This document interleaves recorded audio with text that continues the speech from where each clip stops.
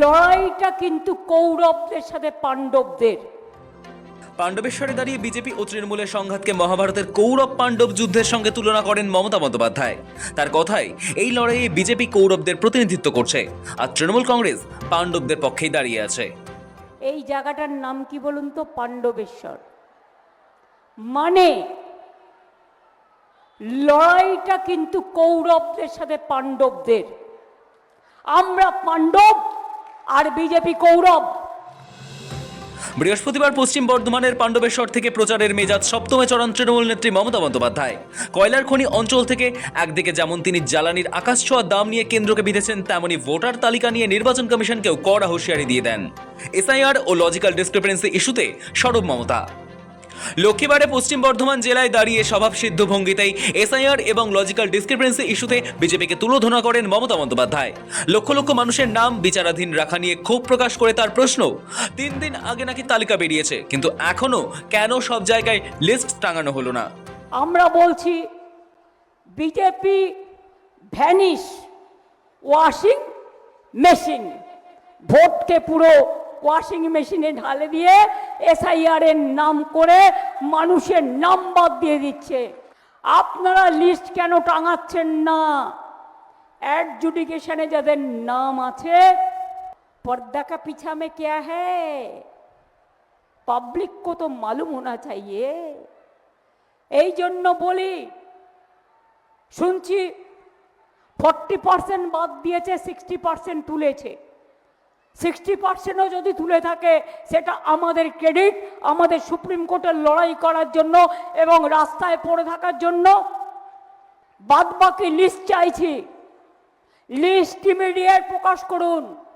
কারণ যাদের নাম বাদ গেছে তারা যাতে সুপ্রিম কোর্টের ভার্ডিক্ট অনুযায়ী ট্রিব্যুনালে অ্যাপিল করতে পারে।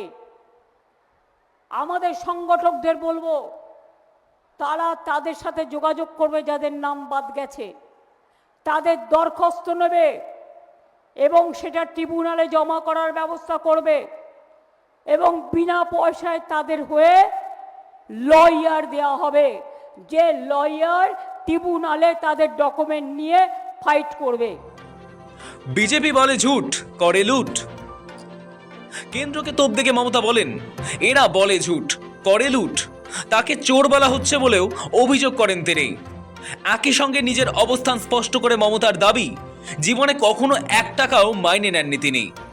যদি তৃণমূল না থাকে কিচ্ছু পাবেন না, অত্যাচার ছাড়া। এমনিতেই বলছে মাছ খাওয়া যাবে না, মাংস খাওয়া যাবে না, প্রেগনেন্ট মাদার ডিম খেতে পারবেন না। তার মানেও শুধু নিজেরা খাবে আর অন্য কেউ খাবে না। কোনো অপপ্রচারে কান দেবেন না। যাদের কোনো কাজ নেই, মিথ্যে কথা বলে, কাজ করে না, কুৎসা করে, অপপ্রচার করে। আবার লকডাউন, মোদি শাহের তোপ। লকডাউন মন্তব্য নিয়ে নাম না করে মোদি শাহকে তোপ দাগেন মমতা বন্দ্যোপাধ্যায়। ফের লকডাউন পরিস্থিতি তৈরি হওয়ার আশঙ্কা প্রকাশ করেন মমতা। বলেন, কোভিডে যখন লড়াই করেছেন এখনো পারবেন। আবার অ্যালার্ট করেছে। ওনাদের অ্যালার্ট করার মানে তো আমি বুঝি। লকডাউন টকডাউন করবে কিনা ভাবছে কিনা জানি না, করলে করবেন। লকডাউন করে মানুষকে ঘরবন্দি করে রাখবেন, মানুষকে ঘরবন্দি করবেন, মানুষকে নোটবন্দি করবেন, মানুষকে ভোটবন্দি করবেন, মানুষের নাম কেটে দেবেন। জেনে রাখবেন, কোভিডের সময় লকডাউন ছিল। আমরা 21 সালে কোভিডের মধ্যে যদি লড়াই করতে পারি, যে কোনো পরিস্থিতির মোকাবিলা করে লড়াই করবার জন্য আমরা রাজি আছি। জ্বালানির সমস্যা নিয়ে সরব মমতা। পাণ্ডবেশ্বরের জনসভা থেকে রান্নার গ্যাসের দাম বৃদ্ধি ও বুকিং এর নিয়ম নিয়ে বিজেপি সরকারকে তুলোধনা করেন মমতা বন্দ্যোপাধ্যায়। বলেন, 25 দিনের আগে বুকিং করা যাবে না। প্রশ্ন তোলেন, গ্যাস ফুরিয়ে গেলে মানুষ কি করবে? দেশটাকে বেচে দিয়েছে, এখন আবার বলছে, কালকে বলেছিল 35 দিনের পর গ্যাস পাবেন। আমি কালকে এটা নিয়ে খুব হুজ্জুতি করেছিলাম মিটিংয়ে। আজকে আবার বলছে 25 দিন, বাট আমি ওদের বিশ্বাস করি না। তো একটা লোকে যদি গ্যাস ফুরিয়ে দেয় 25 দিন কি খাবে? হাওয়া খাবে না গ্যাস বেলুনের হাওয়া শুনবে? যতই করো হামলা, আবার জিতবে বাংলা। পাণ্ডবেশ্বরের জনসভা থেকে তৃণমূলের নির্বাচনী স্লোগান যতই করো হামলা আবার জিতবে বাংলার প্রসঙ্গ উল্লেখ করে মমতা বলেন, আবার বাংলায় তৃণমূলই জিতবে। আপনারা যদি হুজ্জুতি করেন, আমি দায়িত্ব মা বোনেদের উপর দিয়ে গেলাম। মা বোনেরা যে রাধে সে চুলও বাঁধে। গায়ের জোর দেখাচ্ছে বিজেপি, কোনো আইন মানছে না। শুনে রেখে দিন, 2026-এর আগস্ট সেপ্টেম্বরে বিজেপি গভর্নমেন্ট দিল্লি থেকে চলে যাবে।